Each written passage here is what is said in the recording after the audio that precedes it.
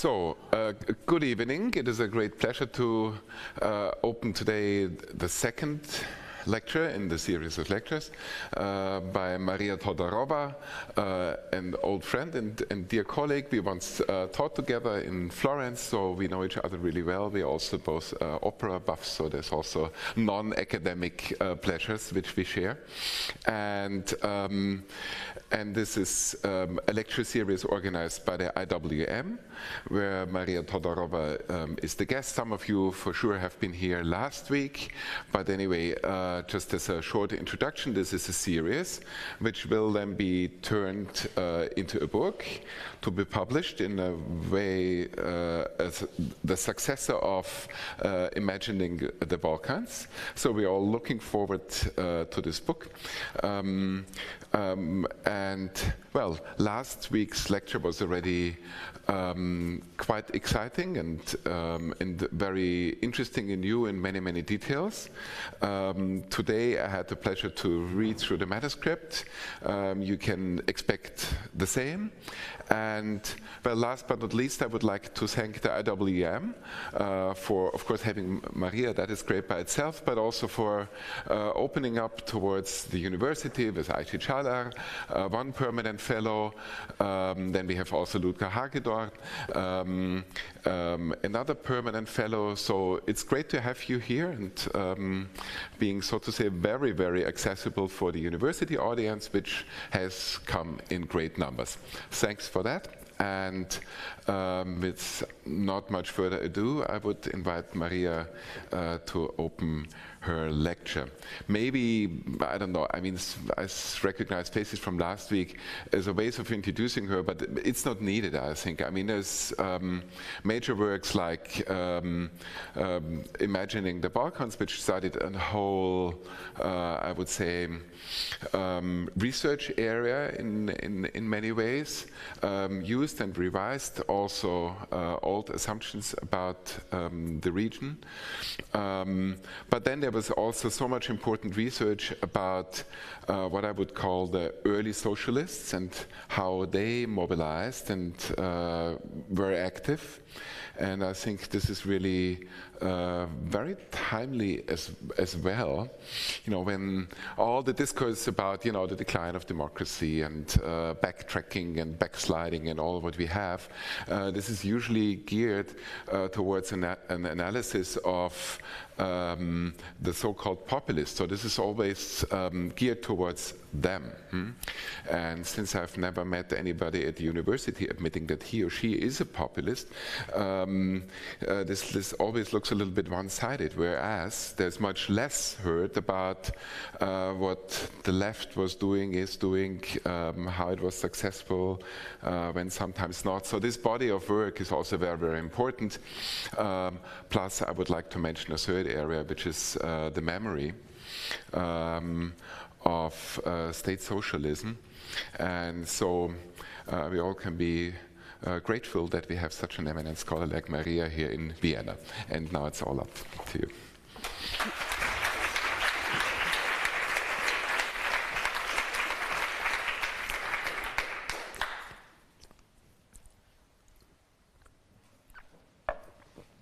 So thank you so much, Philipp. In this, my second lecture, I'm playing with the idea of dead reckoning. Of course, this is the film of Mission Impossible. Dead reckoning is not about dealing with something dead. It is a nautical term, documented at least since 1613 and used to describe and calculate the current position of a moving object by using a previously determined position and incorporating estimates of speed, direction, and elapsed time. By analogy, the term is also used to mean the process of estimating the value of any variable quantity and adding whatever changes have occurred in the meantime. The Balkans is a moving object, as we saw last time. How do we approach, measure, and describe it? Does it or should it have its own epistemology? What are the main categories applied? In this part, I seek to describe the different approaches or measurements that aim to reach this moving object or shifting unit, from specialization to the institutionalization of the discipline, and the dominant trends that move it. But for lack of time, I will focus here on the question of applicability of post and decoloniality as the most recent additions to Balkan epistemology. In the last few decades, roughly from the 1990s on, empire, which had been an orphan of nationalism studies in the 20th century, took off like a rocket. There is now an enviable corpus of synthetic studies on empire, which is dominating the 21st century body of works on states, and most of which is overshadowed by analysis of the British Empire. But in our field, which is the East European field, especially influential was Jane Burbank's and Frederick Cooper's Empires in World History, among others because it paid close attention to empires functioning in the eastern part of the European continent. Burbank is, as you well know, a respected scholar of Russia and Eurasia, Cooper on France and its colonial empire in Africa, and their narrative reflected the contemporary reassessments of the Ottoman and Habsburg empires. Their book came out in 2010, and it was hailed as a foremost authorial synthesis. Now we already have edited collective volumes, and even an encyclopedia on empire. There is a general agreement, almost close to a consensus, that empires can be traced as far back as the recorded history goes. Indeed, most history is the history of empires. It is the nation state, an essentially 19th century ideal, that is the historical novelty and that may yet prove to be the more ephemeral entity. I say almost close to consensus, since there were lucid, if softly stated and polite concerns about these universalist accounts. Some came from scholars of antiquity who objected that empire is a concept that has been used retrospectively. There was almost no attention to historical differences. The urge was to see structural patterns. The focus was on political history, and the contrast and break with the nation-state was too stark. In a way, it was an effort to gather all so-called imperial phenotypes within the same genotype. Complaints of errors of area specialists notwithstanding, one has to recognize that it is the sweeping, sometimes overgeneralizing accounts that trigger debates, fruitful correctives, and advance knowledge. Still, one has to see these works in the context of the zeitgeist. And I'm very well aware in the German realm, zeitgeist is a controversial category, but I still find it more useful than the literal translation of a spirit of the age or the anodyne ambience.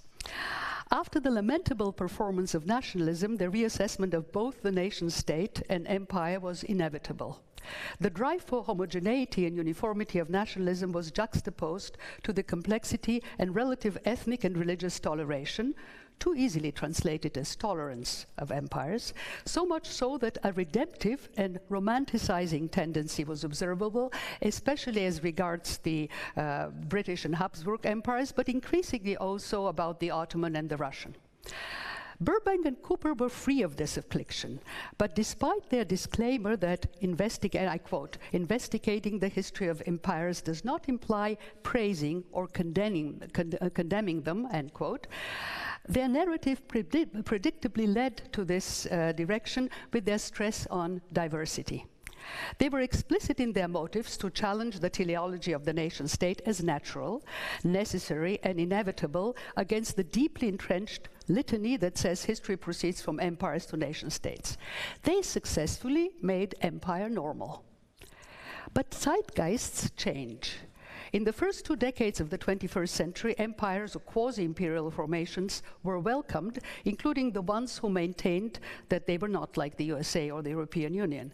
While scholars were questioning the deterministic view that empires were doomed to failure and disintegration, now imperial entropy is elevated to a law. It has found its voices, some scholarly and measured, like the works of Serhii Plokhy, or strident, like Anne Applebaum's The Russian Empire Must Die. Timothy Snyder is confident that the war in Ukraine will be seen as a colonial war, and an imperial war was in the sense, he says, that in choosing to fight this war, Russian elites were self-consciously defining themselves as an empire as opposed to normal state. We are coming back full circle, from bad empires to good nation states, from bad nation states to good empires, from bad empires to good and normal nation states. Zeitgeists have different norms of normality. The last quote about the normal state introduces colonialism, ignoring Burbank and Cooper's wise warning that imperial name-calling, invocations of the word empire and colonialism to discredit interventions by American, French, or other governments, does not provide means to analyze or improve today's world. But colonialism and its derivatives, post-colonial, post-coloniality, neo-colonial, quasi-colonial, decolonial, decoloniality, decolonization, transcoloniality, are ubiquitous, just as are empire and its derivatives, imperial, imperialism, imperiality, inter-imperiality, and so on. Just to remind you, the annual theme of last year's, we are talking right now, October, November, AC's convention was decolonization. Although the president of the association at the time, Julia Johnson, was more circumspect and spoke of decentering Russia. But for Eva Thompson, the author of Imperial Knowledge, Russian Literature and Colonialism, decentering was not enough. She had been right to lament that the other Slavic languages and literatures were invisible and mute, but now was explicitly for cancelling not only athletes from the Olympics, ballerinas and opera singers. Right now, she said, I'm in sympathy with those who want to cancel such things. You cannot erase Dostoevsky and Tolstoy from the literary vocabulary, but you can simply not teach them. And at this point, Bulgakov simply should be dropped in the memory hole. In an interview last December, she added, Russian literature is not very good when you take away Tolstoy and Dostoevsky. Regarding the amount of literary works in existence, Russian literature is certainly smaller than British, German, French, and Polish literature. And yet, we sometimes treat Russia as it were as productive as France or Great Britain, end quote. Courses dealing with trivial things, such as, for instance, Pushkin's Poetics, should be removed. Forget Nabokov on Pushkin. She also defined colonialism, the military conquest of a certain nation. Since she emphasized nation, this actually is interesting as it pertains to my first question, are all empires colonial? For Thompson, the conquests of Alexander the Great were not colonialism because in those days people didn't have the consciousness that they were members of a nation. She also held that Slavic studies were colonized and were Russian propaganda studies, and she named the main culprits, Nicholas Rezagovsky, Stephen Cohen, and Dmitry Trenin. The first two are dead by now, the third is cancelled. I'm not making a list of what I think is ridiculous name bashing, but just giving an example from a recognized scholar, not from politicians and alas, today's journalists. Stephen Howe has provided us with perhaps the most useful definition of empire and colonization, allowing to start a meaningful analysis from a basic and unchallenged understanding. And I quote, an empire is a large, composite, multi-ethnic and multinational political unit, usually created by conquest and divided between a dominant center and subordinate, sometimes distant peripheries. Colonization refers to large-scale population movements where the migrants maintain strong links with their ancestors' former country, gaining specific privileges over other inhabitants of the territory by such links. Howe's careful definition of empire allows us to elaborate the typologies, but also for a temporal distinction. There is a whole body of literature dealing with the issue of understanding and defining the categories empire and imperialism, and colonial empire and colonialism, and the differences between them. Striking is, in fact, the cavalier attitude toward the distinction between imperial and colonial. After all, at stake is a very different theoretical framing in each case. So most careful theorists lament that colonial and imperial are often used interchangeably. What specifically makes an empire a colonial empire? Or if we take colonization in its literal sense as settling a territory, is any empire, or by that account any state, colonial at its inception? Barbara Arneel, a political scientist working on the British Empire in Canada, introduces a useful distinction between colonization, meaning historical processes through which people were colonized, and colonialism, which is a common ideology used to justify such entities and processes. Imperialism is also treated as an ideology. Adopting a historically attuned and comparative approach, she advances a fourfold argument.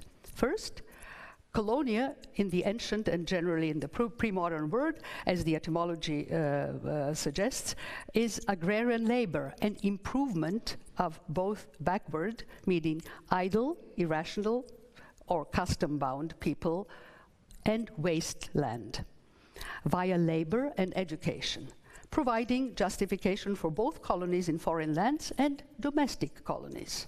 Secondly, in the 19th century, imperialism shifts from conquest toward civilizing missions, development and democratization, overlapping with the colonialist principle of improvement.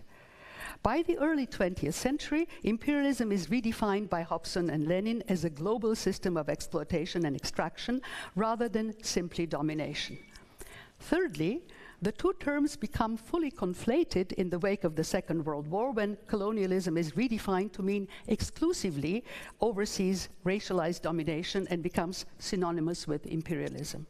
Finally, she shows that distinguishing the colonial from the imperial can explain how colonialism, rooted in amelioration, could be strongly embraced by many liberal, socialist, and anarchist thinkers from the 70s to the early 20th century, even as they forcefully rejected imperialism, while at the same time, 20th century Asian and African leaders viewed themselves primarily as anti-colonialists inside a global system of imperialism. Most theorists resort to differentiating typologies: maritime versus land or contiguous empires, pre-modern versus modern, formal versus informal, and so on. There is, however, an overwhelming consensus that modern European overseas empires from the 16th century onwards, that is, early modern and modern empires, defined as colonial empires, do present a qualitatively new phenomenon. And that has to do with mercantilism, industry, and capitalism. I quote, "The essential point is that although European colonialisms involved a variety of techniques and patterns of domination, penetrating deep into some societies and involving a comparatively superficial contact with others, all of them produced the economic imbalance that was necessary for the growth of European capitalism and industry." End quote.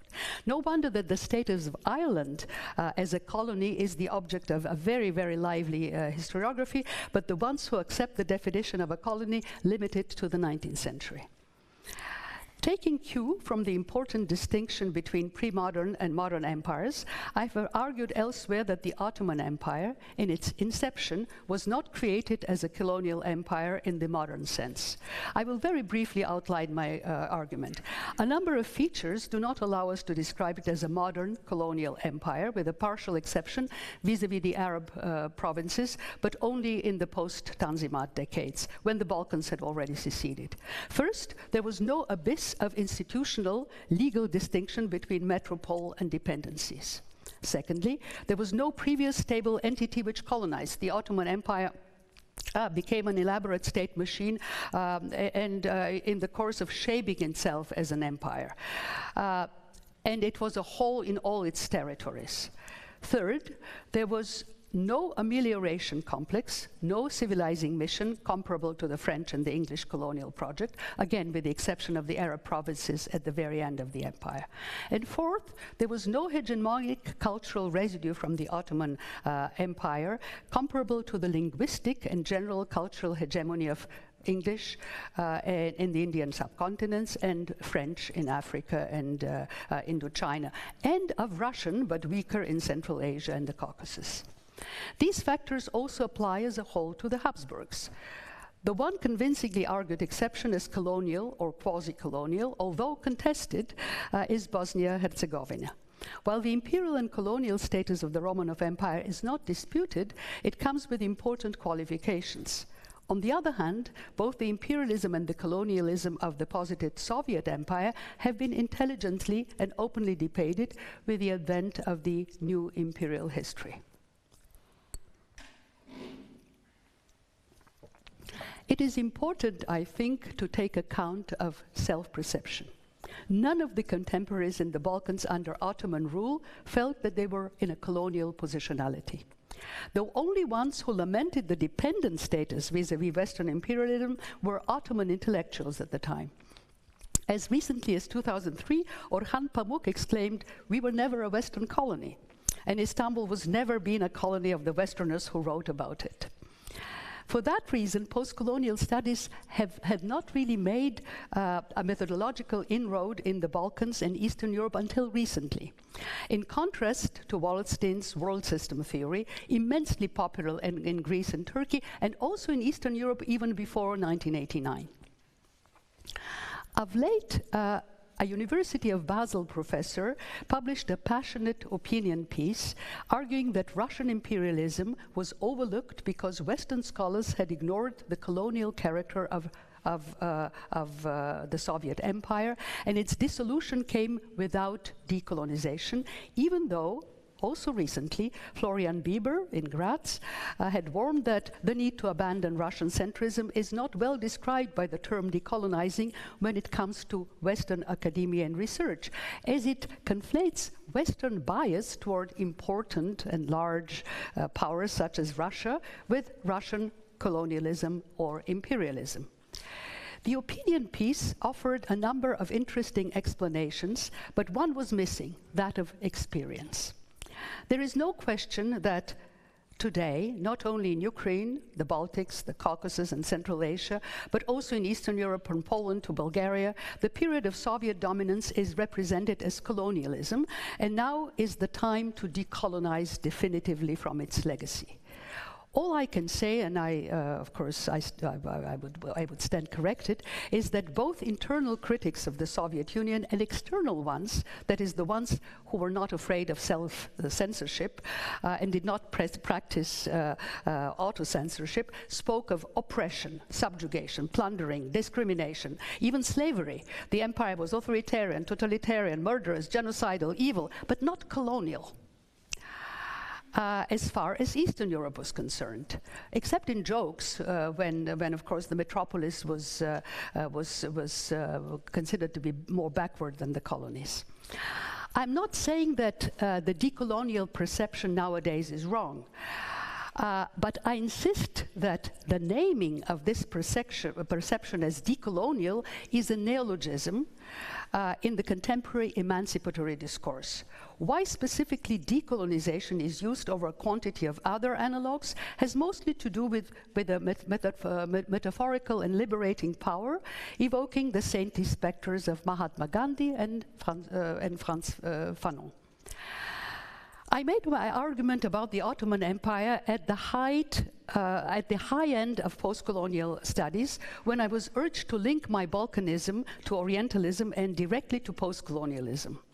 The appeal came exclusively from literary critics and philosophers who care less about being ahistorical. So I was asked, while it is true that the social, political, and economic relationships between the European imperial powers and their overseas possessions differed from those between the Ottoman states and the Balkans, why could the wars of independence against this rule not be considered post-colonial? Is this not also the typical reaction of every nationalist movement to distinguish itself from the polity against which it rebels? This is the challenge that I received. Sure it is, but we land in the midst of a methodological conundrum. Is every national movement necessarily anti-colonial? And does it always produce a post-colonial situation? Was Garibaldi unifying Italy against Austrian colonizers? Should we explain Fichte's addresses to the German nation as a post-colonial critique of French occupation and hegemony? Are Kurds in Turkey, Iraq, or Syria waging an anti-colonial struggle? Did Croatian, Slovenian, Muslim Bosnians, and Kosovars, Albanian nationalism culminate in an anti-colonial war against the Serbian colonizer? Is ETA the post-colonial avant-garde of Basque nationalism? I plead professional deformation, but to me time-bound and place-bound specificity counts. It counts not only in order to avoid cognitive deformations, but matters as well on ethical grounds.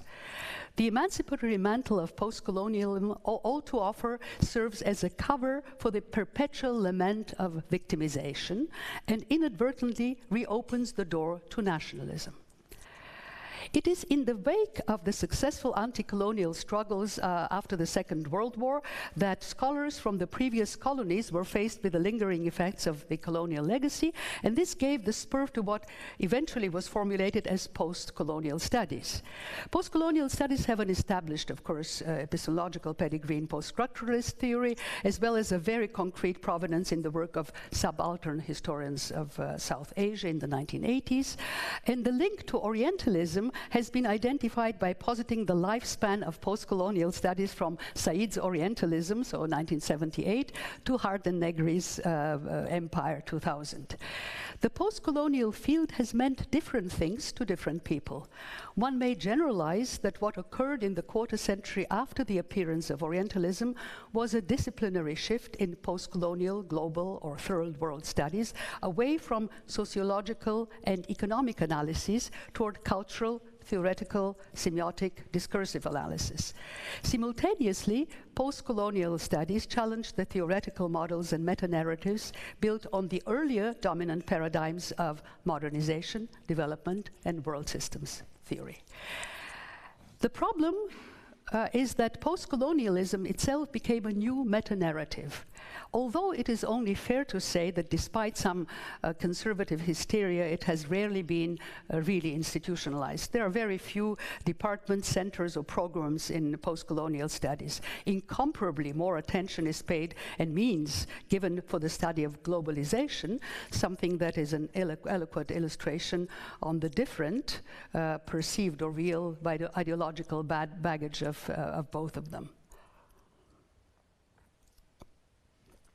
Nonetheless, post-colonialism has undoubtedly achieved an honorary status. What is very interesting is that precisely at the time when some were positing its melancholic phase and even its end, some Eastern European intellectuals posed the question of their relation to the post-colonial. Mostly, however, they referred to the post-socialist period and the involvement of Eastern Europe in the process of globalization.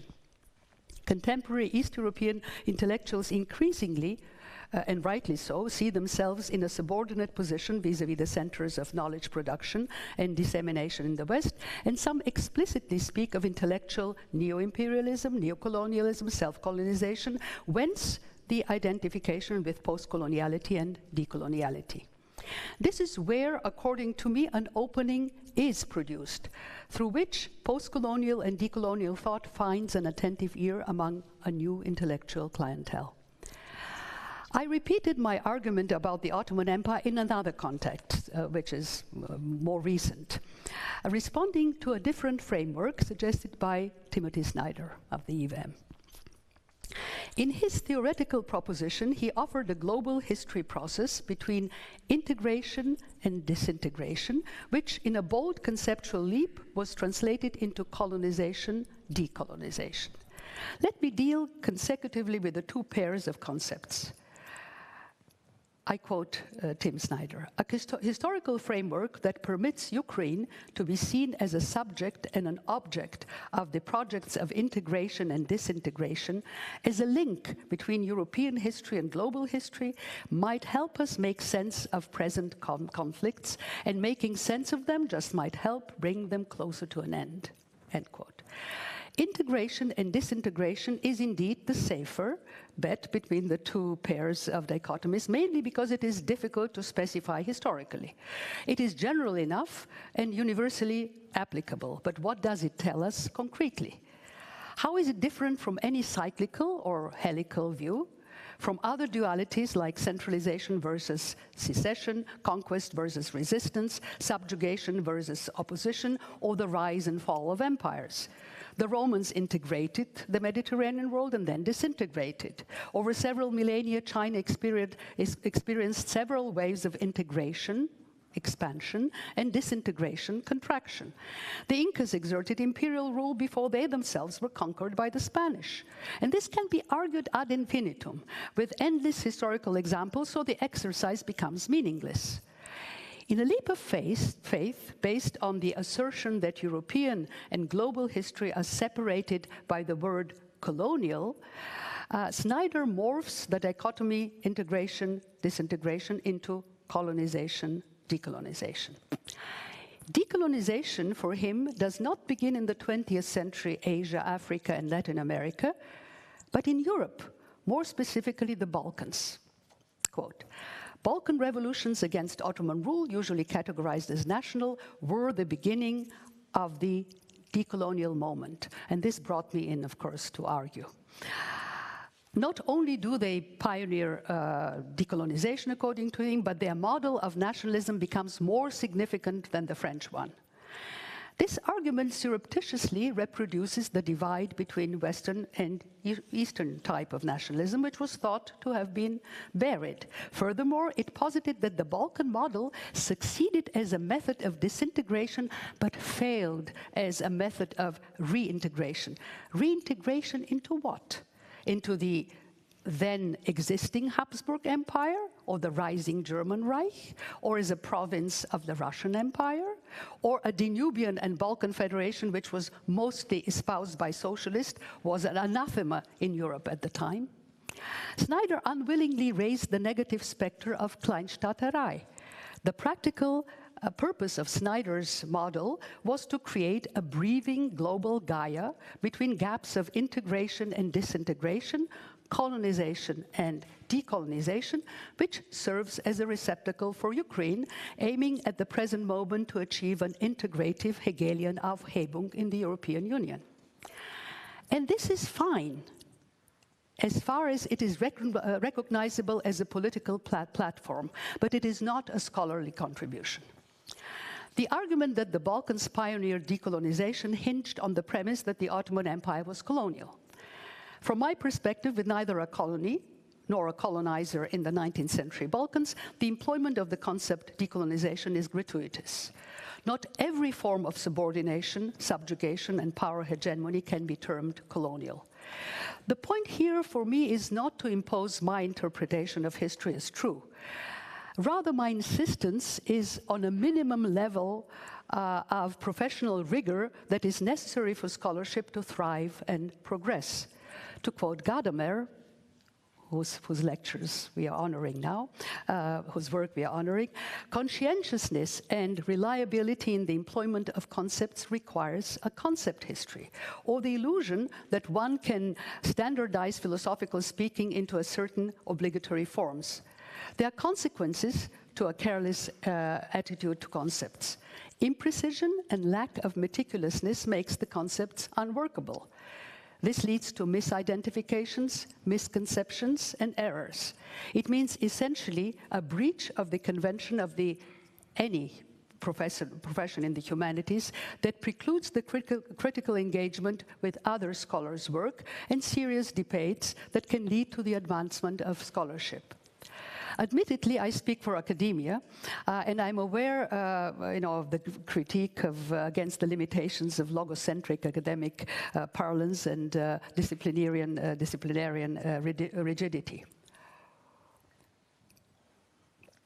And indeed, definitional rigidity can be broken in order to open space for innovation, for new theoretical and conceptual moves. It can be also motivated by considerations outside the strict advancement of scholarship. And we have numerous examples, actually positive examples of that. the rethinking of the notions of class, gender, race and racism, the social, the everyday, which have launched new perspectives of inquiry and have ultimately advanced knowledge. Scholars have broadened the definition of the colonial, post-colonial, and decolonial for specific purposes, most often to join them to a broader, universal conversation. A major impulse and catalyst in this direction in our field was Sharat Chari's and Catherine Verdery's intervention in this debate. Concerned with the theoretical and methodological raison d'etre in their discipline and respective fields, they introduced a dialogue between post-colonialism and post-socialism. Implicitly, the premise was the equivalence between capitalist empires and the crumbling Soviet one. There were actually subtle critiques of the analogies they made between the post-colonial and post-socialist experience, most serious being their utter erasure of the contributions of the Second World to the struggles of the Third World. For others, Chari's and Verdery's article opened up categories used almost exclusively to conceptualize the non-European experience, and thus empowered East European intellectuals by propelling them into a paradigm which was speaking a universal language. The attraction stemmed also from the fact that they somehow emanated not from the metropolis, whose theories were generalized exclusively on West European examples, but from the periphery, with which East European scholars could easily identify. So here I want to specifically address the contribution of a new generation of younger scholars, a talented cohort of scholars, who have been directly inspired by the Latin American decolonial theoreticians. I hold quite a number of them in high esteem and think that they have produced some brilliant work. This group includes a broad variety of professionals: philosophers, sociologists, political scientists, literary scholars, anthropologists, urban historians, art and architectural historians, visual culture and media theorists, performance studies, geographers, feminist critics, artists, and a number of activists. And a disclaimer, no hierarchy in this enumeration. But if you have noticed, there are no usual historians in this list. Tellingly, they are, in an introduction, they are pointing out that earlier scholarship, they say, was primarily taken place within the disciplinary domain of history. So now they wanted to expand it and push away historians. Yet good historians destabilize not with grand historical narratives serving as a foe, but with time-specific and space-specific analysis, and they do not oppose the call for going beyond static typologies and fixed geographical units of space to argue for interconnectivity. In fact, in the last few years, work by East European and particularly Balkan historians have gone very much beyond the regional framework toward Asia, Africa, and Latin America.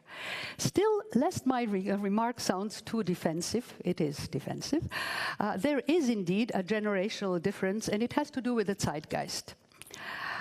The work of the earlier generation of scholars, Larry Wolff, Milica Bakic, Vesna Goldsworthy, myself, and many others, indeed sidestepped, if not entirely ignored, questions of political economy and resulted in what one of those critics has aptly diagnosed as the missed encounter between post-colonial and anti-capitalist post-socialist theory, or the mutual forgetfulness of capitalism and coloniality. This was so, not because we were blind to the problems, but because in the early 1990s, when we were producing our work in the aftermath of the Warsaw Pact and the fall of the Soviet Union, the dominant political issue was inclusion or exclusion within Europe, defined as a process of structural and segmented integration of the former socialist bloc into Western or Western-led formations of political, economic, and military power, such as the EU, World Bank, IMF, and NATO. To use the vocabulary of the new identity generation, we attempted to queer the approach to Balkans and Eastern Europe, and this was also an activist position, but it had inevitably its blind spots. Some nearly 20 years later, with the brutal effects of the neoliberal capitalist experiments, including shock therapy, radical austerity, privatization of commons, flat tax, wage cuts, flexible employment, and forced vacation, whose real impact was difficult to anticipate at the very outset in the early 1990s, this new generation boldly inscribes itself in the anti-capitalist and decolonial tradition, while subtly critiquing it for having erased East European socialism with all its ambiguities and subsuming it under the rubric of capitalist modernity. All these contributions are directly inspired by decolonial thought, as it was developed from the late 1990s on by scholars and activists representing indigenous social movements in Latin America. And here we have Quijano, Dussel, Grossfugel, Mignolo, Escobar, Maria Lugones, and many others. And later included also work on Eastern Europe, mostly Mladina Tolstanova. An important article summarized the conceptual advantages of decolonial critique for the region, mostly as an effort to foreground the historical experience of state socialism as a way of collective coexistence that was often in significant tension with both Occidental reason and the logic of capitalist accumulation. Other benefits are the repositioning of Eastern Europe on the semi-periphery of both global capitalist and global colonial hegemonies by pointing to structural homologies. Yet another contribution is thinking through world regions and the stress on imperiality. The notion of imperiality and imperial difference describes the modern empires that were structured along the modes of coloniality in the 16th century, the Spanish and Portuguese, the so-called First Modernity, but lost power or fell under the domination of the other Western imperial and colonial powers, England, France, and the Netherlands from the 18th and 19th century, the so-called Second Modernity. To them are added the second-rate, this is the notion that Mignolo uses, the second-rate or not quite Western modern empires such as the Ottoman Sultanate and Russia. The momentous task of decolonial thought, this is the way they see it, could then be understood as the work of recognizing and undoing the colonial difference and the imperial differences operating in given localities and historical moments. It is through the encounter between the colonial and imperial difference that Eastern Europe's dual status as both a semi-periphery to the capitalist world economy as an aspirationally white civilized part of colonial Europe is explained. The concept of imperial difference was also applied to explain how different parts of Eastern Europe, beginning in the 16th century, followed a sequence that went from proto-colonial to neocolonial at best, but in the absence of former colonization. The concept of coloniality of power is elevated as a central explanatory idea, even though there is some uneasiness with its globalizing claims, because indeed Eastern Europe, while formerly never colonized by the West, they think is no exception to coloniality's logic of racial classification. Hence, while resisting coloniality's imposition in the region may be more aptly called deoccidentalization than decolonization, this work of resistance has to be part and parcel of any project of liberation. So this is their manifesto. Now, my sensitivities are that of a historian, and I understand that ahistorical thinking is not as irritating to others interested primarily in methodology. But the stark separation and juxtaposition of first and second modernity is completely artificial. The issue is what these separations are serving. In the case of the first and second modernity, it is a critique, a Latin American critique of Eurocentrism about involving Latin America, but also identifying it as a pioneer of modernity. Very reminiscent of Ben Anderson's claim that nationalism was invented right in Latin America. Spain and Portugal are the first modern nations, and they start the first stage of modernity, world mercantilism with control over the Atlantic. The world system and modernity begins, according to the decolonial theorists, in 1492. The second stage, the Industrial Revolution, simply expands what began in the 15th century. Can we call this search for precedents Latin American centrism?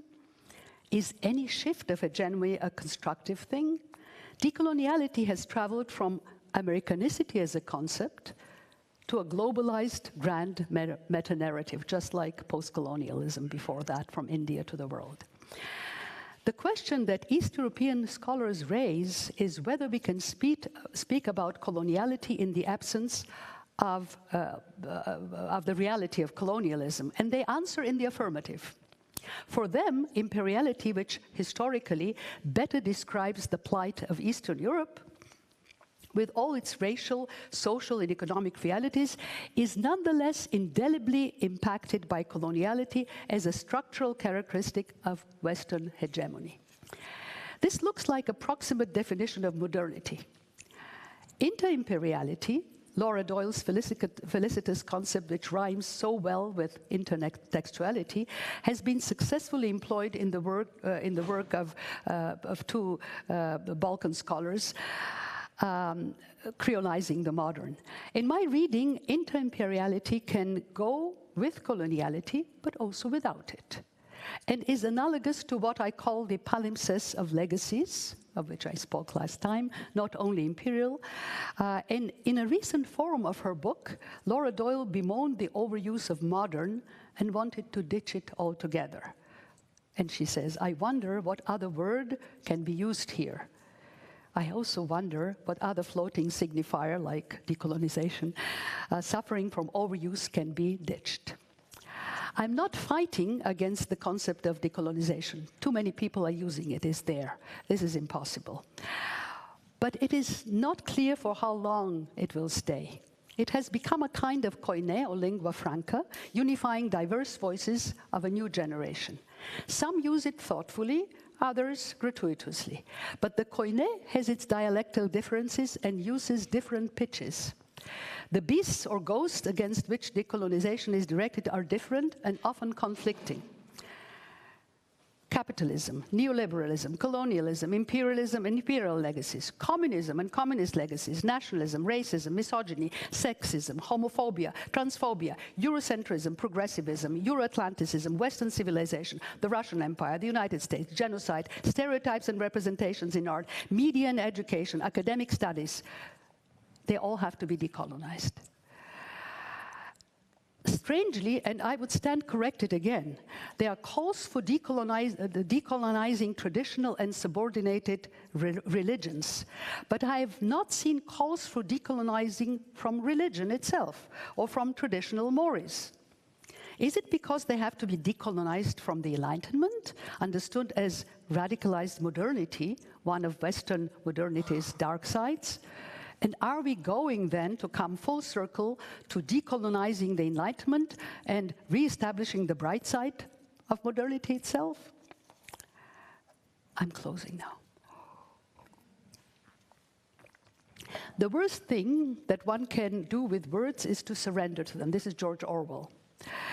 The best of the works of this new generation need not inscribe themselves within a certain vocabulary and use it like mantra, which reminds me very much of the mantra of the Marxist vocabulary which my generation had to use, even in the cases when it was correct. George Steinmetz asked, does it make sense to bring ideas like post-colonialism or a colonial present into discussions of present-day racisms? Answers to this question depend on the context. As a historian, I'm all for contextualization and disambiguation, even as I'm aware that to be historically specific is not to fail to be analytically universal. In the end, we may be doing the same thing, understanding, but taking different paths, the ones producing an immaculate theory and then inhabiting it with illustrations that have to prove it, the others looking at the chaos of facts and proposing provisional, imperfect theories, ready to supplant them with ones more accommodating of the factual richness. I sympathize with the use of decolonization as emancipation. I respect it as an attempt to involve one region in a universalizing discourse. I'm all on the side of the ones who are anti-capitalist and anti-neoliberal activists.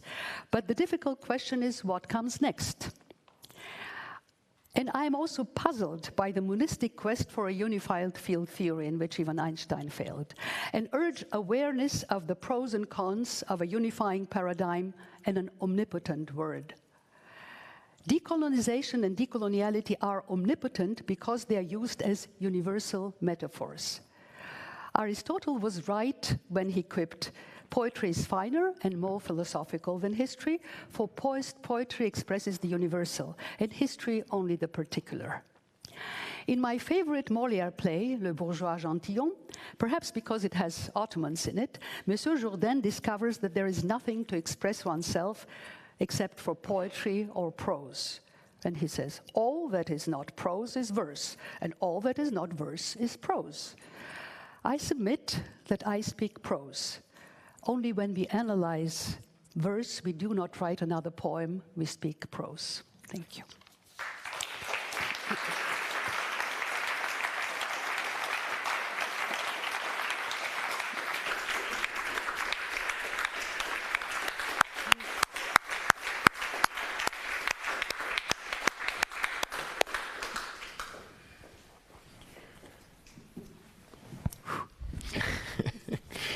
All right. Thanks a lot, Maria.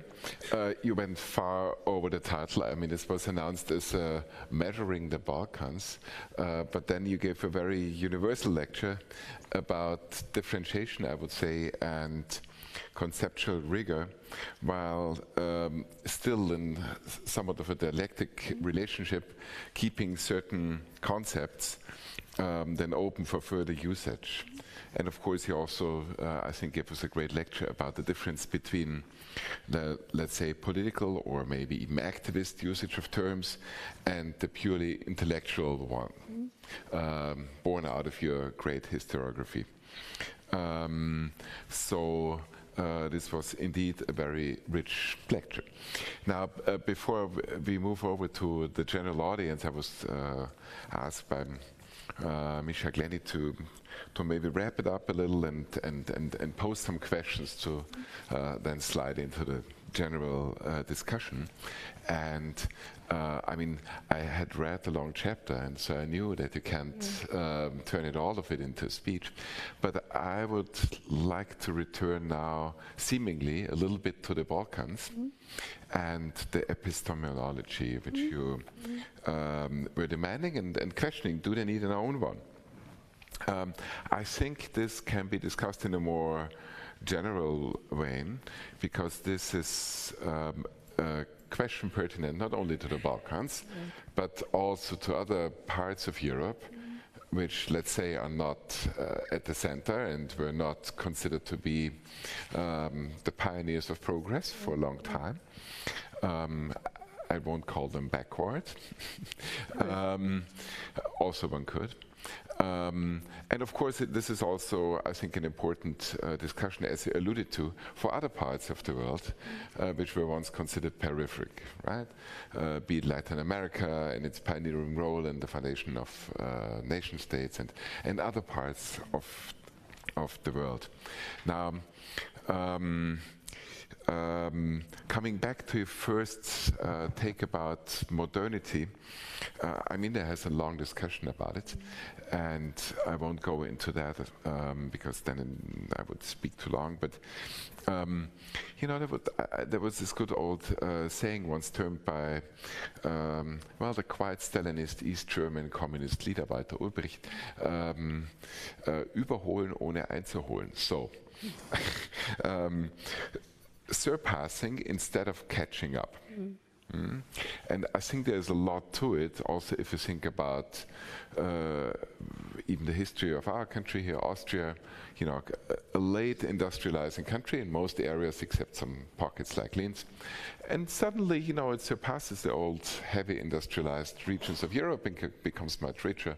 Same is true for, you know, the Veneto, Bavaria.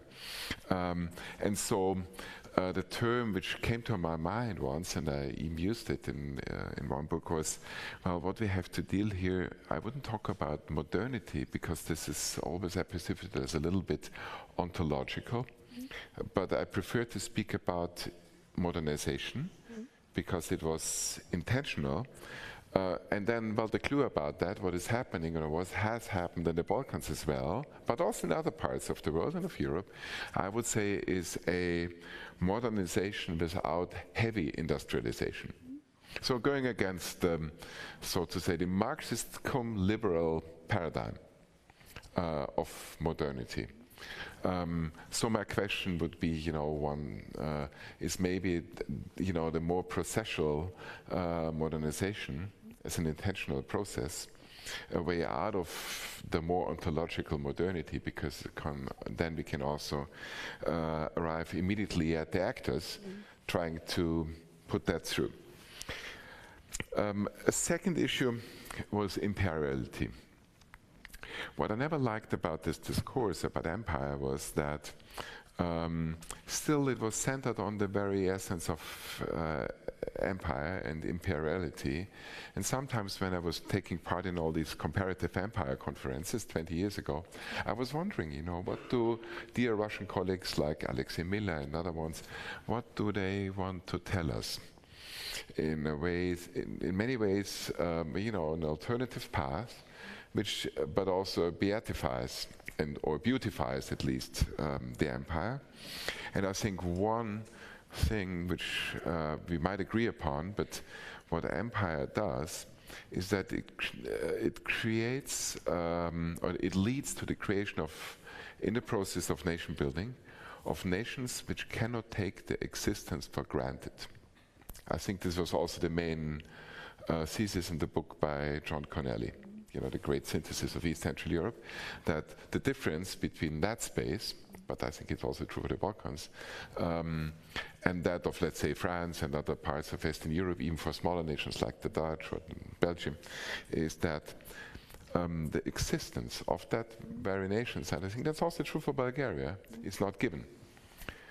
It can always cease to exist because of some imperial intervention, overruling, even ethnic cleansing and all sorts of evil actions. And maybe this is a way of understanding why then in the end being national, developing a national language, a culture, is perceived as something more essential than if it is anyway there, like in the country where you live now, in France. So I'm basically pulling over the imperiality from a vision, so to say, from below. And then maybe we can add a critique of imperiality, which then is reconcilable with the political usage we have today. Of course, there's other ways of where I think this epistemology taken out of the region might be useful. Let's take, I probably don't have that many economists in here, but what was neoliberal economists and reforms about? In many ways, I would say it was an idea, quite crude, of modernization, but built on external resources. So not an autarkic or internalist vision of modernization, but an externalist one. Okay, that is where the means come, the knowledge, the technology, the capital, without taking into account that if you have foreign direct investments, damn it, the investors, they expect a return, interest, from which, by the way, Austria is living very well. You can even factor it into our GDP.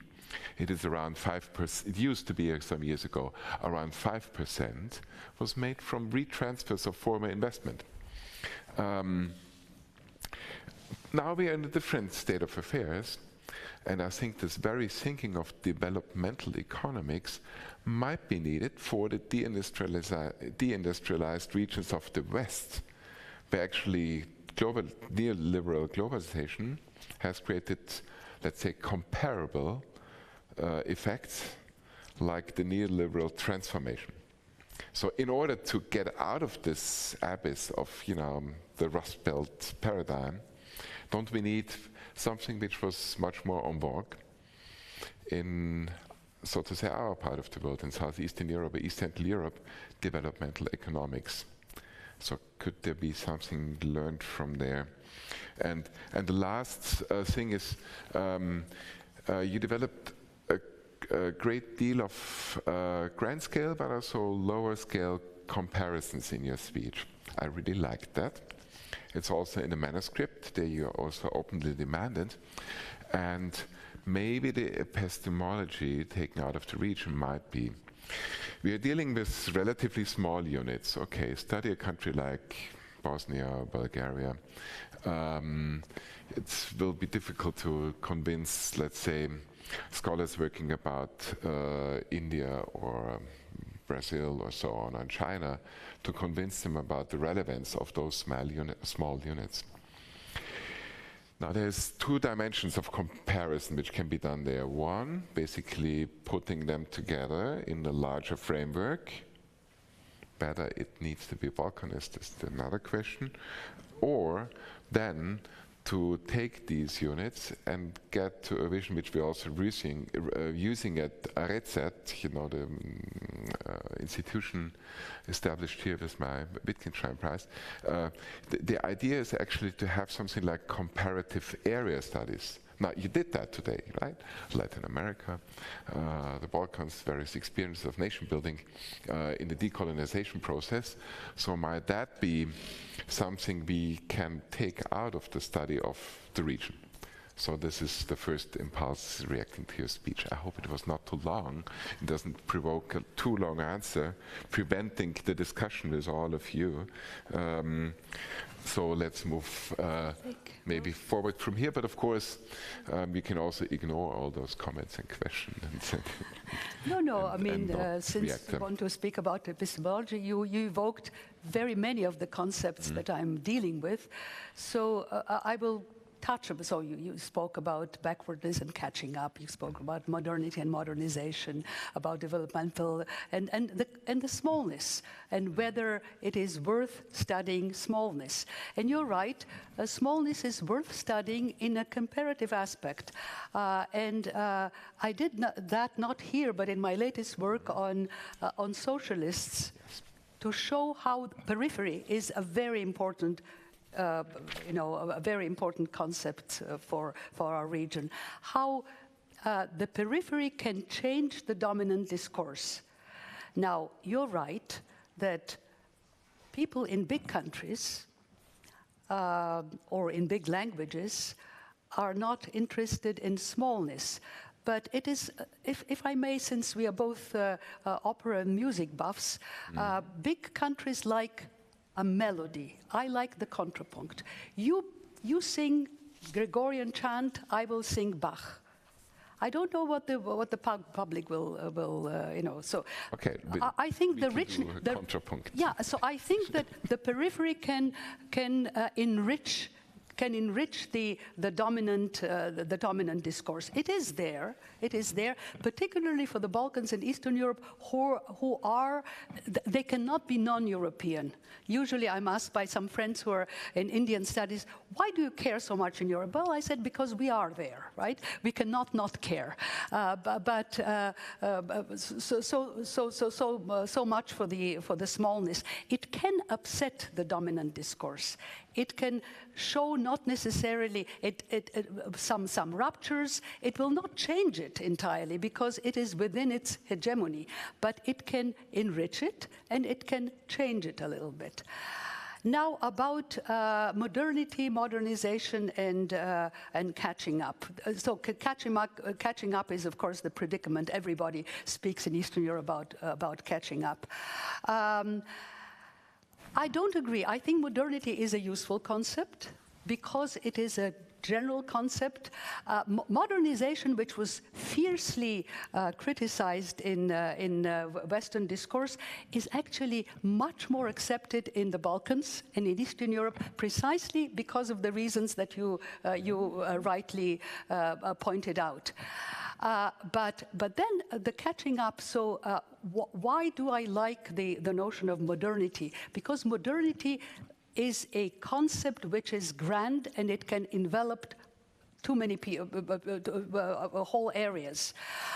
Modernization is a process. Some are modernizing, they are not yet modernized, so modernization is a processual concept.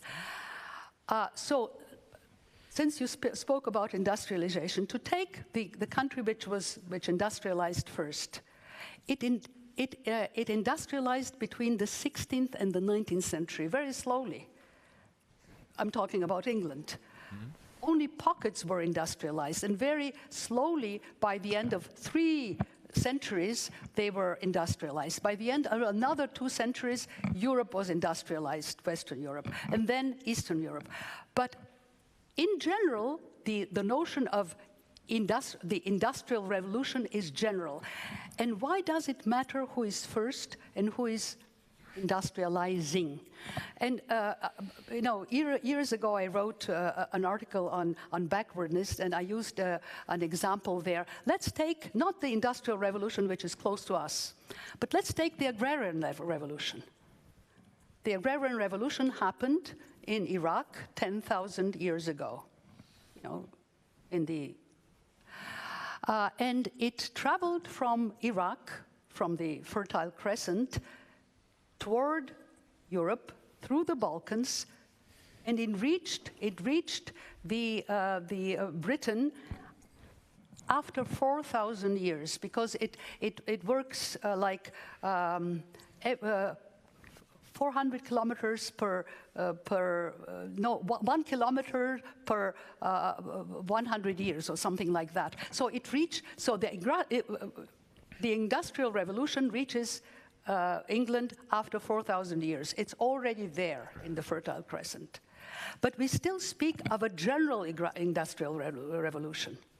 So does it matter that Saddam is dead now, but he can say that these backward British did not have they are backward, that they have to catch up with the Industrial Revolution 4,000 years after us, right? Mm-hmm.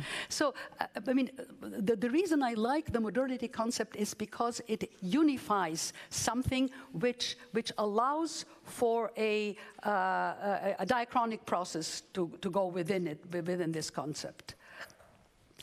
What else? You're asking me. So this is the catch up. The comparative areas.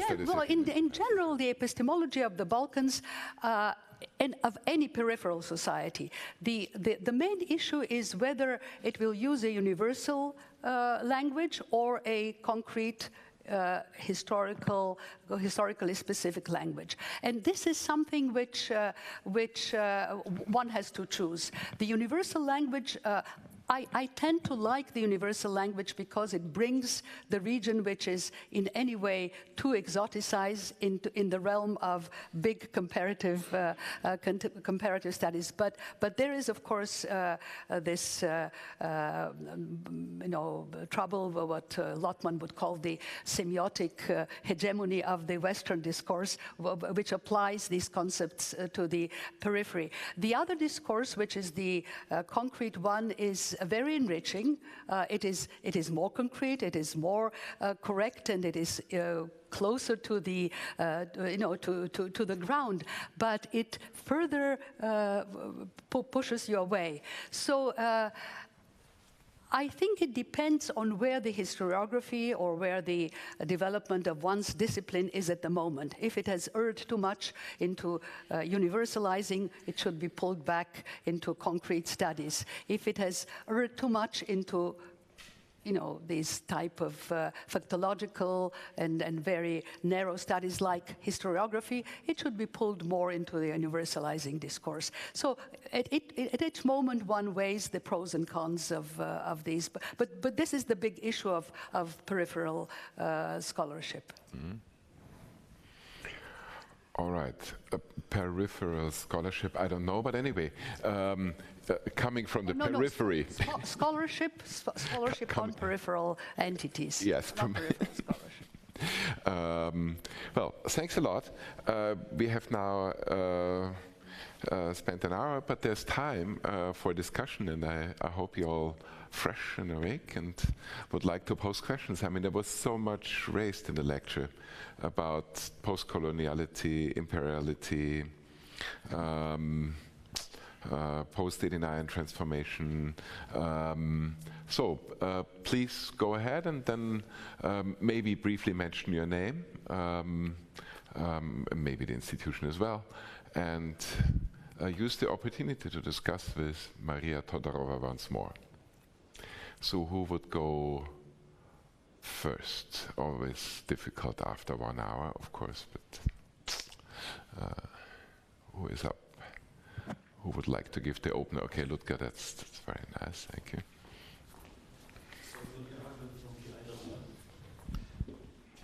From the IWM. Just to come back to one name that you briefly mentioned who has a certain significance for these lectures, Gadamer, and I think your mentioning him was more than just politeness, because I really think there was one of the really main lines of your talk running through that is very, very closely connected to him, actually. I mean, quite surprisingly, speaking about the Balkans, Mission Possible, having Gadamer there as this very main line was quite a surprise. And I mean, I will try to summarize it into like 2 or 3 sentences. Your argument that was really about being careful, or I think you used the word being meticulous about the discourse and about the analysis that we are doing. And this is also a call for science and for historians and for scientists in the field to be more meticulous. My very simple question: where do you draw the line and how to draw the line? I mean, you would not want, you gave examples, I think, where you would say maybe this discourse is instrumentalized in some way, or it is made useful in order to reach other aims. Where do you draw the line? And don't we then really come to a very highly philosophical argument in the end? Is it not a moral argument in the end that you are holding? And there's, to mention one other philosopher for whom this is very important is Nietzsche. He speaks about intellectual honesty or intellectual, uprightness. One could even say intellektuelle Redlichkeit is the German word for it, intellectual uprightness. Yeah, but this is, I don't know, in some sense it becomes a moral category, I would say. I totally agree with you. It is a moral category. I just didn't want to be too moralizing. Yes, it is. It is, and it is being instrumentalized and misused in politics, in rhetorics. But yes, it is.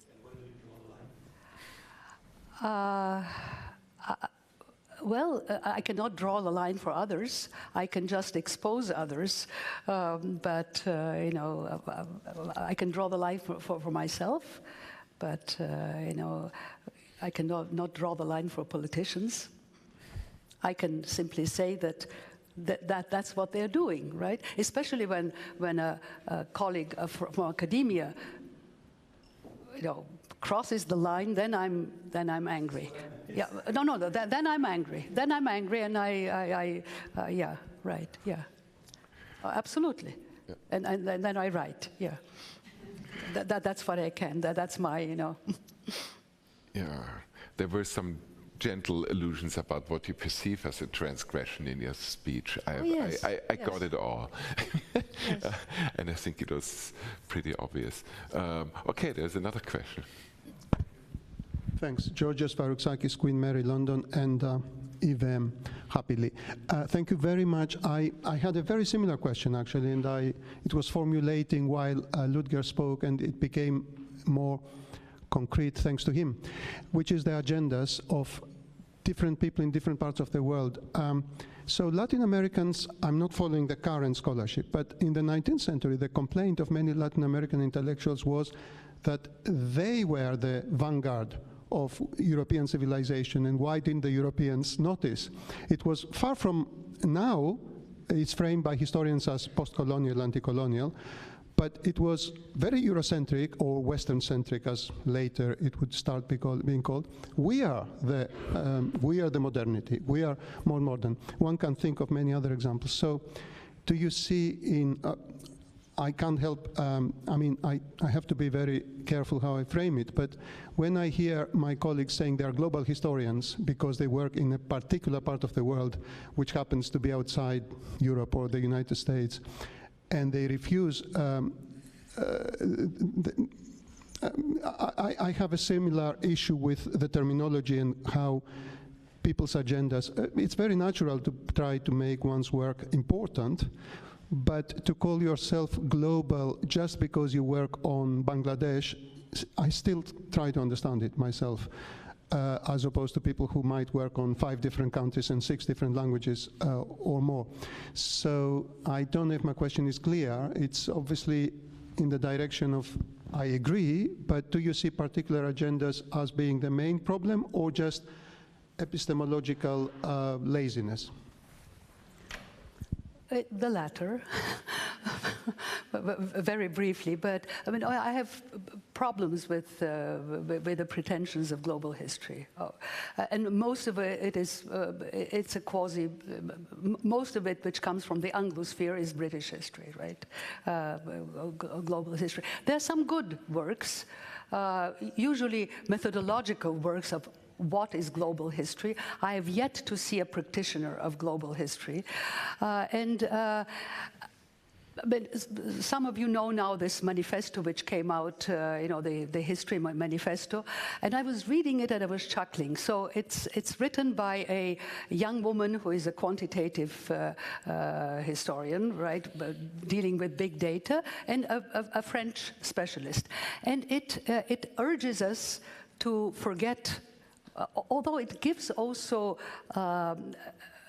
it nods toward microhistory, but essentially it says we should be doing big history, and we should be doing global history, because nowadays all the PhDs are doing a village here and something there. But if you do a village in Germany, this is called European history.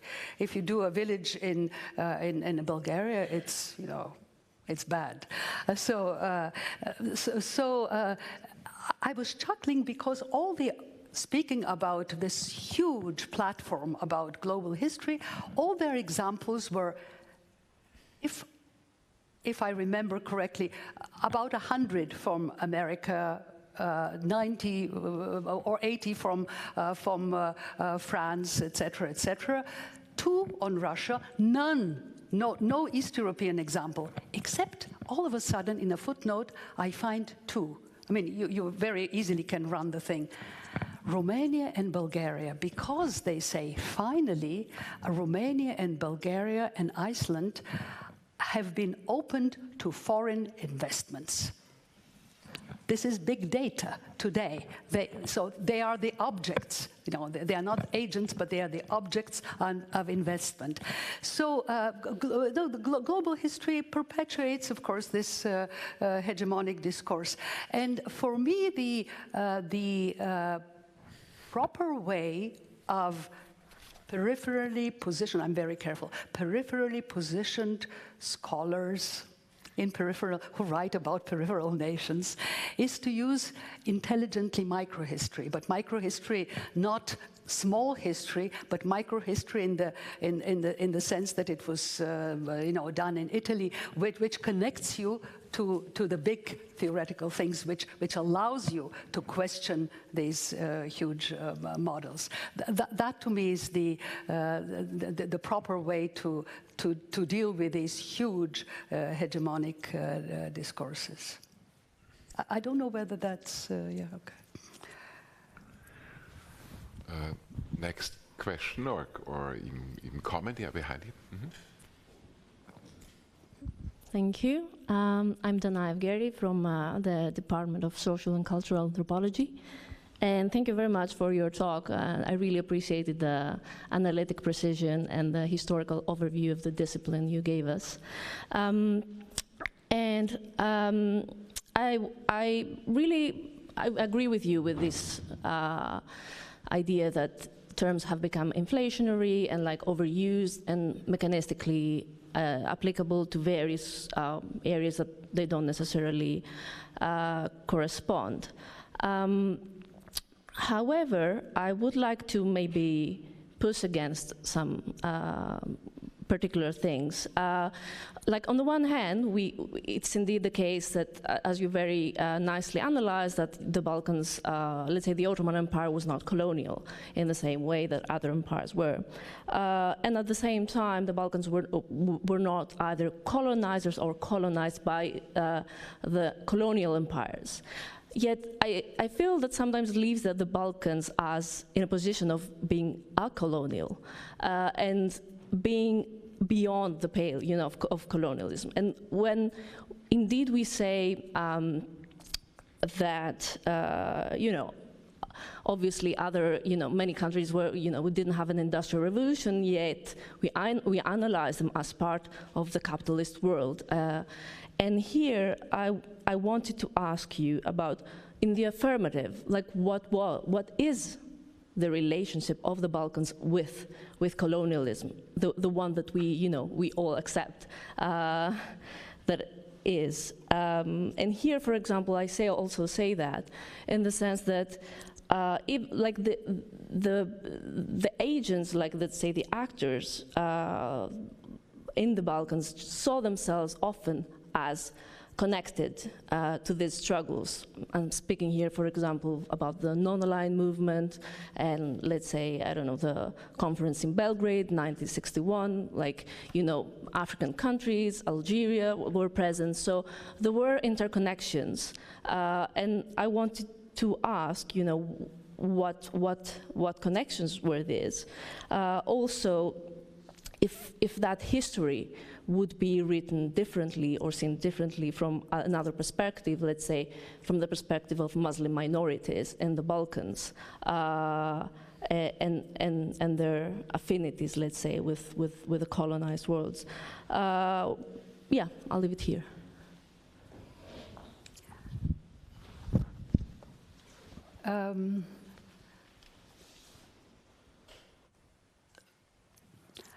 So concretely you're evoking the Yugoslav case, but also the other cases of connections of the socialist world with the so-called third world. And I mean, I touched on that in my last lecture very briefly, but there are two tendencies. The younger generation nowadays is trying to see these links, particularly the NAM, the thing in Yugoslavia, as a kind of quasi-colonial gesture, almost a racist gesture toward the third world, and is arguing against others who see it, so seeing it as simply a political and not a ideologically clean move, right, toward the third world. And I don't think this is entirely correct. Part of it was ideologically, of course, founded in terms of solidarities. Part of it was economically, of course. In Yugoslavia, in particular, trying to get out of the isolation. So it was a very political choice. It was part of the Cold War. Clearly, it was also instrumentalized. But to deny also the element of anti-capitalism, I think, is pushing it too harsh. So denying actually its ideological underpinnings, which I think in very many cases were sincere. So I think one has to really analyze again, meticulously, minutely, to analyze causes, to analyze motivations of, and also the concrete work of these steps in the different countries. I mean, I have right now a graduate student who is finishing a dissertation on the NAM in Egypt, right? The Yugoslav relations in Egypt,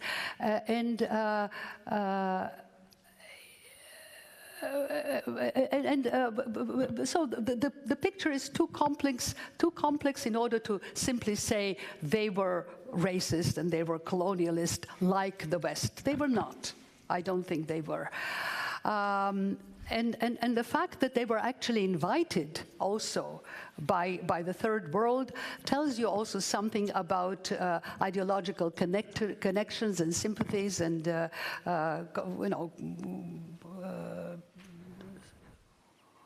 just what's the good word? resonances between their projects. I mean, I'm not very clear where you were pushing me in order to respond to the push exactly. But am I correct in sensing what you were asking?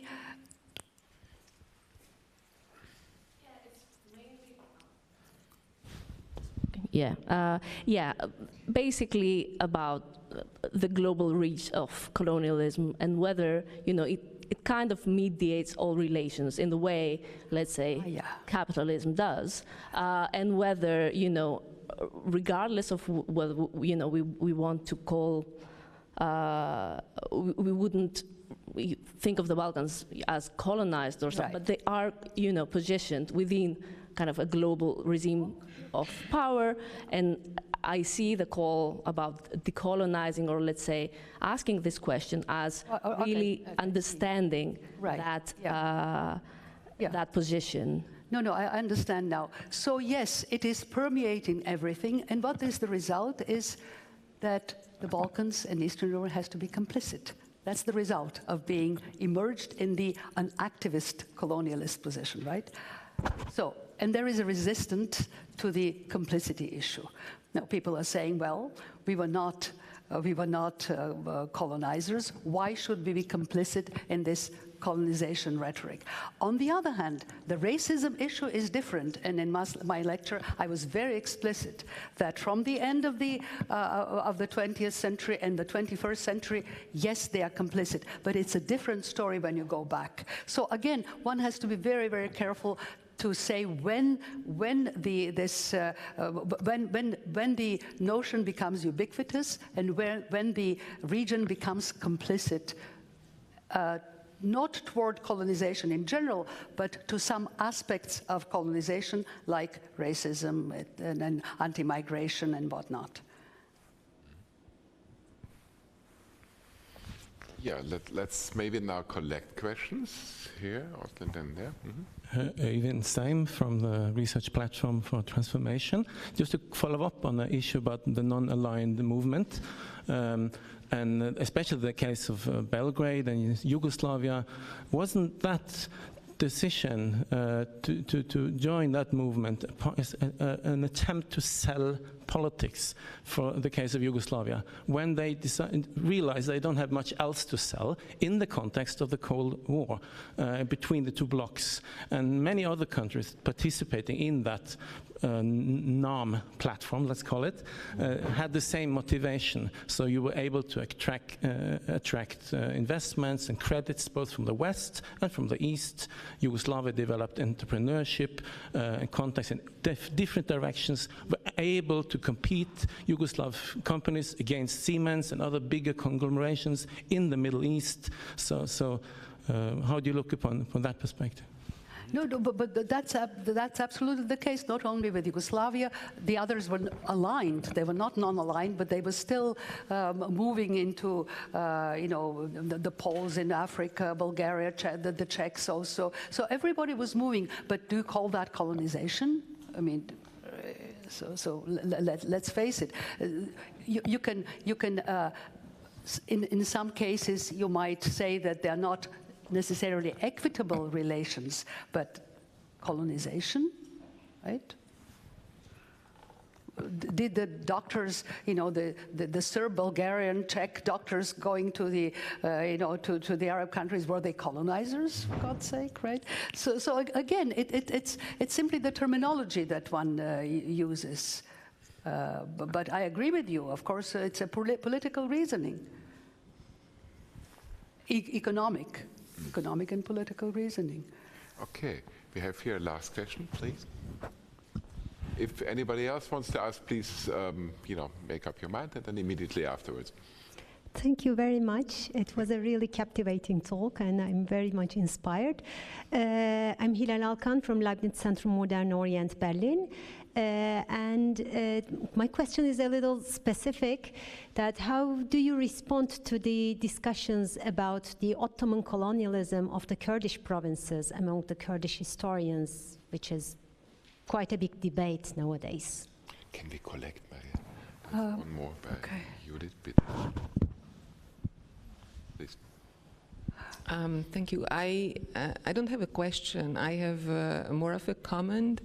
I think I'm very sympathetic to the kind of historical and meticulous analysis that you are proposing here, and I often wonder myself about the popularity of the colonial discourse in Eastern Europe, and sometimes I feel that it's more, it works more on a sentimental level than perhaps on an intellectual level, and also works more as a, I mean, it's easier to understand it as a movement, a social movement, or a movement for justice, in a sense. So I think what really connects post-colonial, decolonial thinking and the East European version of it is the experience of disenchantment. So the way decolonization and national liberation struggles put everything up on gaining national independence, and very often conveniently bracketing the existence that that there is also capitalism there. So it's not only national independence that explains their poverty and oppression, but also the how I mean their place in the capitalist world system, if you like, and similar kind of disenchantment which comes in Eastern Europe after democratic struggles. So when disenchantment with capitalism and so-called Western integration, and put all this in quotation marks, comes, then some kind of explanation is needed, and the explanation somehow has to refer to radical difference. There, that simply the kind of modernizationist arguments that you talked about earlier would not provide. So why is it that Eastern Europe is still not like the West, or why is it that Budapest is still not like Vienna, which everyone expected after '89, which was also the question earlier, that why isn't India is like England after gaining national independence, to put it very boldly. So you need an explanation that works with that kind of radical difference, and then a reference to racial difference and decolonization provides a proxy for that. And it seems to me that that's what really explains this kind of popularity. There's so, and a lot of there's a lot of enthusiasm, criticism, and everything behind this. Okay, Maria. So, Judith, I totally agree with you. There is this emotional element of disenchantment, and but it's a different thing. There is a generation which is disenchanted with that, and then there is a generation because of the difference, and then there is a generation which is saying, no, we are as bad as them, we are complicit. So there is a very interesting generational shift that I'm observing between our generation, if you wish, and the ones that have embraced this decolonization. And it is emotional, but it is also intellectual. It is mostly done by younger scholars who are in the West, who are either have positions in the West, academic positions, or are studying in the West, and they're embracing this discourse precisely because they want to be part of a universal language. So it's a very instrumentalized intellectual position. They want to be part of something which is not necessarily fashionable. It is fashionable, but some of them, not all, some of them are really sincere. They want to speak this universal language, and they are latching to this decolonialization thing. Although the best of them are subtly critical of it, but they want to put Eastern Europe within this discourse. I don't think I mean, as far as I'm concerned, I don't think it is successful, because they are losing the concreteness and the uniqueness of Eastern Europe.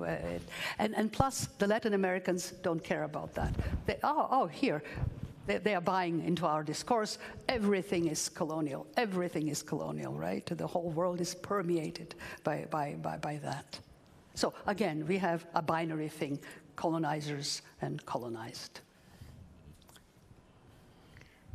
I wanted to close the list, but we have one last question. Wolfgang Petric, who of course has direct Balkan experience, and I know.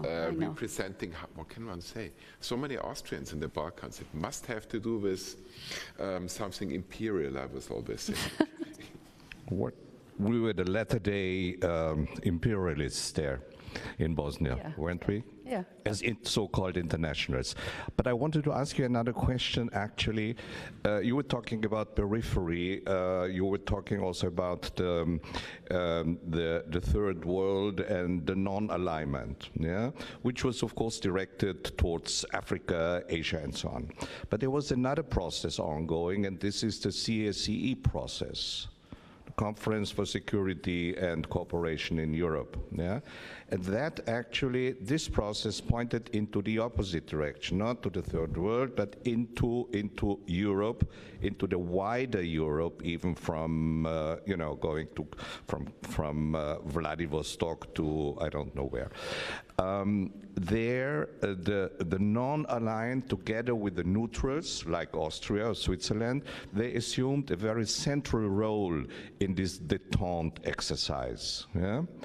And how is your assessment of the CSCE process now in consolidating Yugoslavia in its borders, as of course was the intention on the part of the Soviet Union in particular, to get the recognition, the official recognition of the post-World War borders. And of course, ironically, both empires, the Soviet Union as well as Yugoslavia, then with the end of the Cold War, which was the aim to end the Cold War, actually, that CSCE process was devised in this way. Ideally, nobody thought it would happen, but then it happened. And both these empires collapsed and did not achieve what the whole CSCE process was all about from an Eastern perspective. You ask me a political question, which you know much better. But I was actually intrigued that you're referring to Yugoslavia as an empire. I mean, this is an old thing, of course, that it's a mini empire. But that actually intrigued. It's problematic, but I wanted to draw these parallels between the Soviet Union and Yugoslavia as multi-ethnic empires. Right. But that. But the CSE, well, the security, don't you think that that dropped with the NATO extension? I mean, that was the driving force in Europe after the fall of the Soviet Union, and so. But not well, yes, but not so much in southeastern Europe. You know, I mean, the fall of Yugoslavia. I mean, this is another question, but I think it's very important to sort of analyze. Was not so much, in my opinion, a NATO exercise, that was secondary. It was actually really NATO was going eastward. That was really to sort of, the Soviet Union and then the collapsing Soviet Union. That was really, and above all, these countries, the Eastern European, the former Soviet, from the Soviet Union influence, they just wanted to get out of this corner. This was not the case in, let's say, with Yugoslavia in its rest, although they had very good relations with NATO, also with the OECD, for example. You know, as you know, Yugoslavia was the only country from the region which had this sort of an observer status in Paris at the OECD. So, I mean, this, for me, the interesting thing, or this is my question actually to you, how do you assess this? Why was Yugoslavia, together with the other states, so successful, a driving force in this détente and the CSE exercise, and yet it did not help to preserve its integrity? Well, you're asking me the difficult question, why did Yugoslavia collapse? And I mean... I'm only asking difficult questions. I don't think it was, predestined to collapse. Yeah. I totally don't think that. Absolutely agree. But totally not. And I never meant to say that it was NATO's. What I meant to say is that NATO's expansion was after, because of the, I'm repeating myself from last time, because of the non-intensive consequences of the bombing of Yugoslavia by NATO, that the Balkans were integrated eventually into Europe. Because before that, there was this politics of completely ghettoizing the Balkans. So in some ways, the disintegration of Yugoslavia, this unintended thing in 1999, brought the Balkans into the sphere of European politics. But that was 99. 99. No, the fall of Yugoslavia, I mean, look, there are economic issues, there are national issues, and so and there is a beautiful literature on that, and I'm on the side of the ones who think that it is not predetermined. Absolutely. It could have been avoided. But I just wanted to apologize to this lady because I did not respond to her. I'm not aware that the Kurds nowadays are speaking of that they're colonized by the Ottoman Empire. Well, I mean, it's in a predicament of any national liberation struggle. So, the Ukraine is decolonizing from the Russian Empire.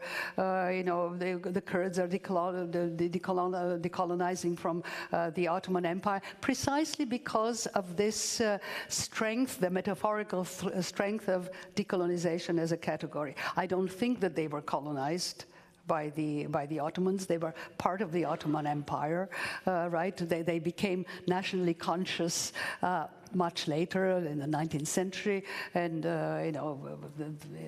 so are they decolonizing themselves also from Iraq, which was also part of the Ottoman Empire, right? Or from the other spaces where they are in Syria, which is also part of the Ottoman Empire. So you have different levels now of decolonization. So to me, this term has become helpless and hopeless. Okay, thanks a lot. Now, this was a statement we could go on to discuss for a long time, but unfortunately, I was told that 7:30 might be enough, and now we are at 7:45 or something.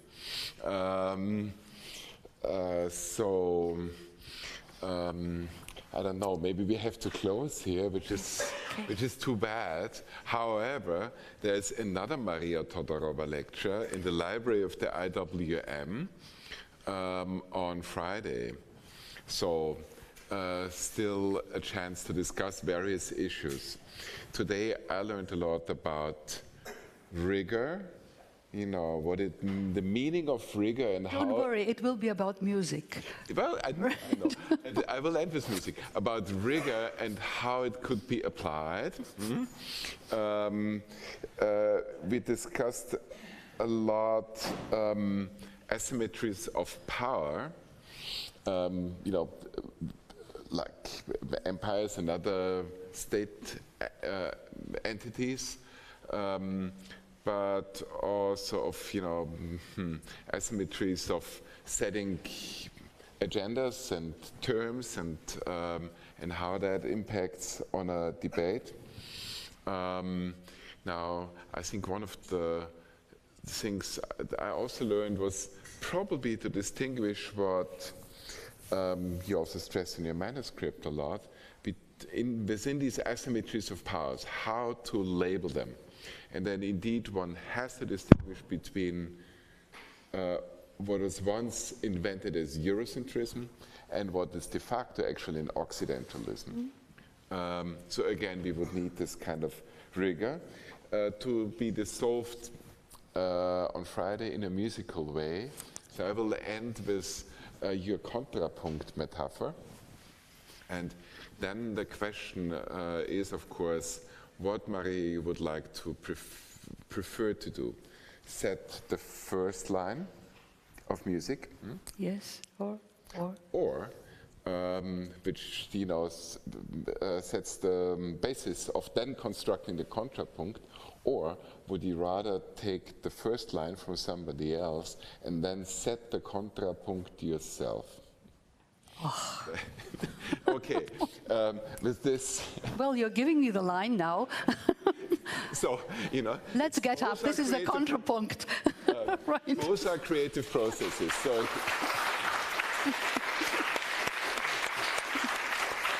an applause to Maria. Thank you.